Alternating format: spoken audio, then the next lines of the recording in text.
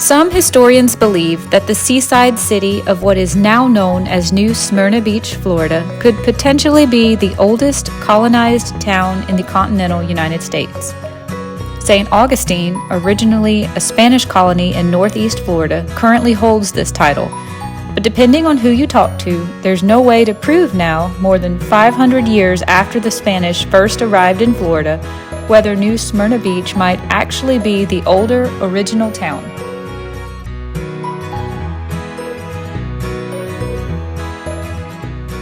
The intrigue arises from a 40 by 80 foot construction of coquina ruins built on top of a prehistoric Indian midden mound dating to 500 AD to 1565 AD. The structure is reminiscent of the design of St. Augustine's Castillo de San Marcos, and it overlooks the Intracoastal Waterway near downtown New Smyrna.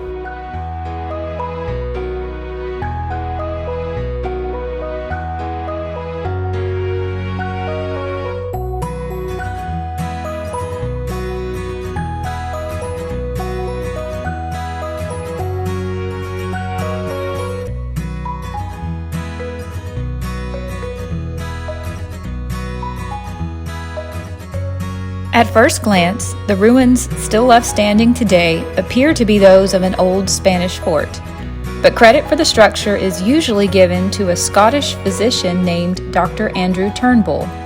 These ruins can be found online under a search for, quote, Turnbull's ruins.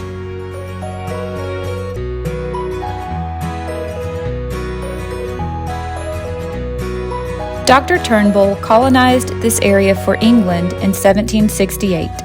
He came to Florida along with nearly 1,500 Greeks, Corsicans, Italians, and Minorcans in hopes of establishing a new colony to grow indigo, sugarcane, hemp, and other crops.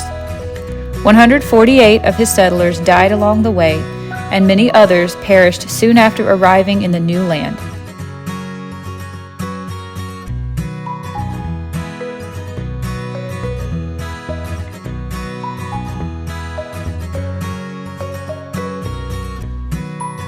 Food shortages, Indian attacks, heat, mosquitoes, inadequate housing, and intense labor under harsh supervision resulted in considerable hardship, sickness, and death. In 1777, the surviving settlers abandoned his colony and made their way north to settle in St. Augustine. Dr. Turnbull moved to Charleston, South Carolina, leaving behind what was left of his colony and this partially built structure.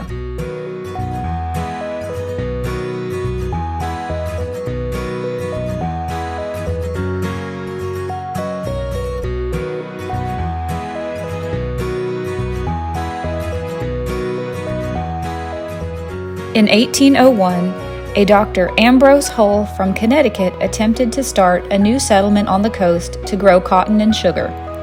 His writings indicate that he did attempt to build a large stone home on top of a mound. His plans were foiled after a group of Indians attacked his plantation. Dr. Hull regrouped, renamed the area Mount Olive, and built his house on top of what was then known as the Turnbull ruins. Dr. Hull's house was destroyed in 1812 during the Patriots' War and lay in ruins for 18 years.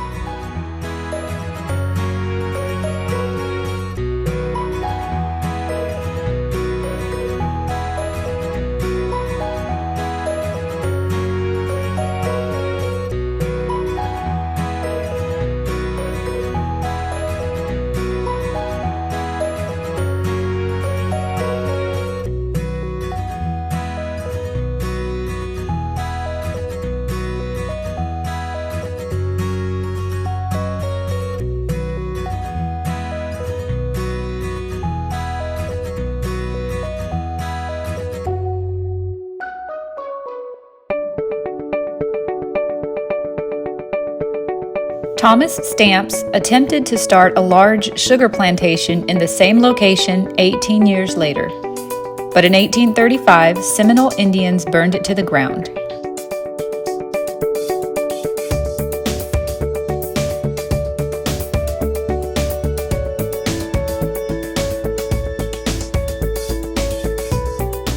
In 1854, John D. Sheldon built a 40-room hotel on top of the ruins. The hotel was destroyed during the Civil War in July of 1863 when Union ships shelled the town. Sheldon rebuilt his hotel in 1867 from salvaged wood, but the structure was torn down again in 1896.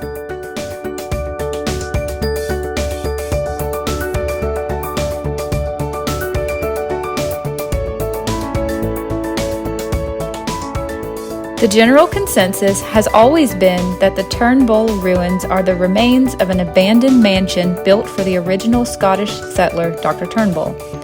However, some local historians suggest that the Coquina Foundation may have existed long before Dr. Turnbull ever set foot on Florida's shores. The appearance and location of the structure have led to much speculation about its origin and purpose. Theories that exist are that this may have been a colonial church, of course Dr. Turnbull's mansion home, a site for construction or repairing ships, or even perhaps the original Castillo de San Marcos. Clues to the ruins' origin have been lost over the centuries, but a local historian and author, Gary Luther, believes that there are many reasons to suspect that the structure dates back to Spanish times. In his book, History of New Smyrna, East Florida, Luther points out the striking similarities between the Turnbull ruins and the Castillo de San Marcos. The ruins are constructed of coquina, a sedimentary rock composed primarily of shell fragments. This is the same material used to construct the Spanish fort in St. Augustine in the late 1600s. Building something the size of the Turnbull ruins from coquina would have taken an enormous amount of time and labor, and Dr. Turnbull's colonists were sick and tired and in no condition to build such a massive structure.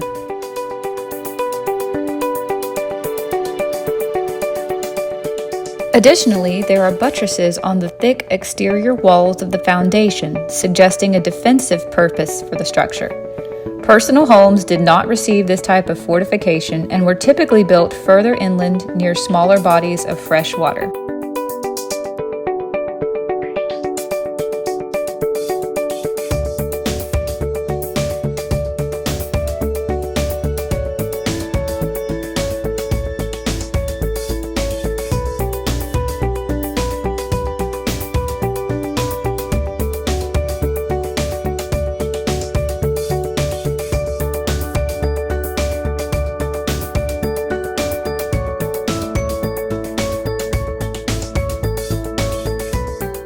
Considering its location next to a wharf, it's possible that this foundation was built to support a large warehouse for storing supplies brought in by boat.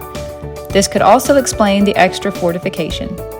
It has also been speculated that perhaps this was originally built as either a shipyard or as a facility to perform repair work on ships. If it is indeed a Spanish structure, the Spanish probably buried it when it was no longer useful to them. Dr. Turnbull never mentions it in any of his writings, but fortunately there are records of what happened to the site after his departure from Florida.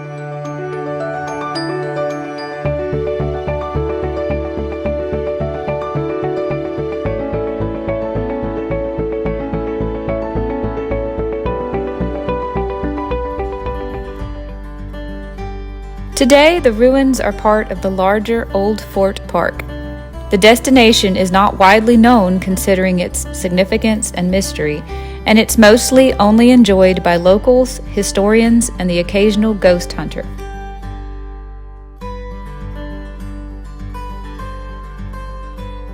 Michael and I were particularly interested in seeing this structure after having gone down the rabbit hole of ancient civilizations via Joe Rogan and Graham Hancock podcasts recently. While there is not a large selection of historic megalithic structures local for us in Florida, we do want to see and learn about as many as we can while we live here.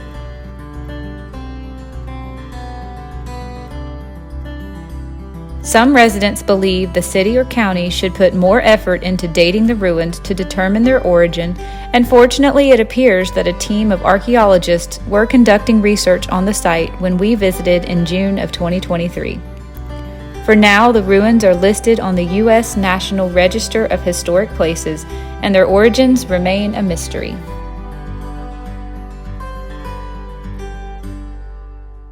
We visited this park in early June of 2023, but I was actually editing the footage a few weeks later and found that an article came out in the Daytona Beach News Journal published on June 14th of 2023 called New Smyrna Beach, Old Fort Park Wall Repairs Underway. What do we know about the site's mysterious past? And there were a couple things in this article that I didn't know that I'm going to mention here, but if you want to read the article, I will link it down below also. You probably noticed in our video that some of the wall surrounding the ruins is currently undergoing some repair work, and there were barricades set off to keep the public out of any area that might be under construction and unsafe. But it turns out that the city received a $900,000 grant from the State Historic Preservation, $80,000 from the city to do repairs to the site that were expected to be completed by the midsummer of 2023, which it now is. But now the city is saying that the estimated date of completion will be early next year, 2024. The project will involve inserting a concrete retaining wall behind the historic stone wall for enhanced stabilization and support. And they are going to repair cracks caused by settling soil using mortar that replicates the mixture of materials used in the wall's original construction to help maintain its historic appearance and character.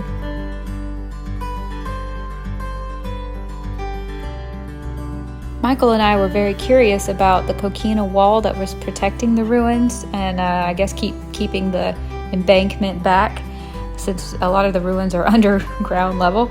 And we were wondering when that was built because it clearly doesn't look quite like the actual structure itself. According to this article, I believe it was built in 1933. Just a wall of coquina built to protect the ruins and I guess from flooding and erosion.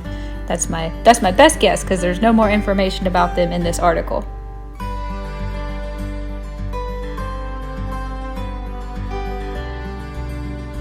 The park is open every day of the week from 8 to 6, although since it's not fenced in, it's actually wide open to be walked in.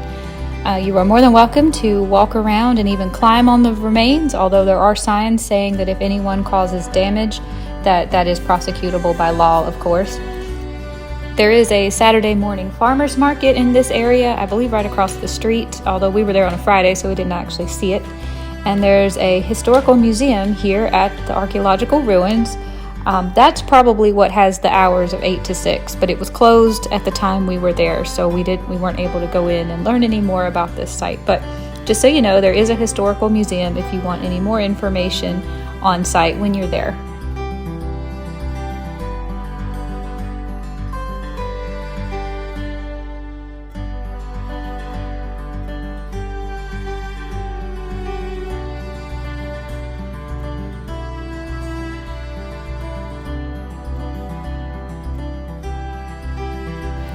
Leashed pets are welcome, just be really careful.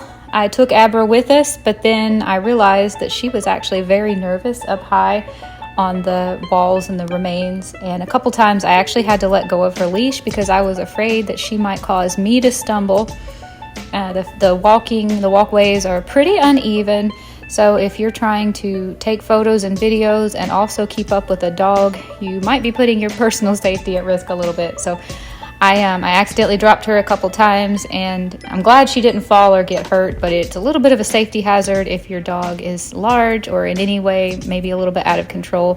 In her case, she's not out of control. She was just very scared and was constantly looking for ways to get back to the ground where she didn't feel like she was so high up.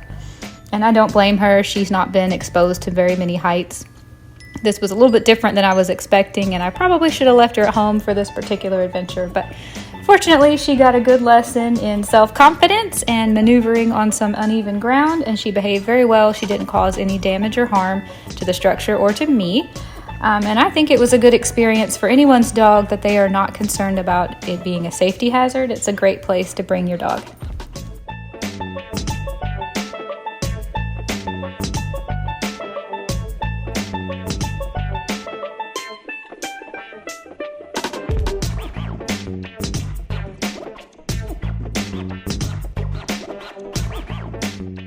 And I think I have told you everything I know about Old Fort Archaeological Site in New Smyrna Beach, Florida. The rest of this footage will be Michael's GoPro footage. I like to include all the footage that he takes in case anyone else out there is interested to see the comparison of the iPhone and the GoPro. Pretty sure he shot all this in standard 4K. We were trying to conserve the battery, but if he went up on the settings, he did not tell me. I like to put his footage in also because he tends to see things that I missed and zoom in on them, or the other way around, which is why I try to include it all if I can. And it's always fun to go back and watch a video from Michael's perspective, what he saw, what he learned, what he liked. So I'm going to end my voiceovers here. If you want to just enjoy some more scenery, you can feel free to finish this video and see the rest of Michael's footage. I hope you enjoyed. Have a great day. I will see you in another video soon.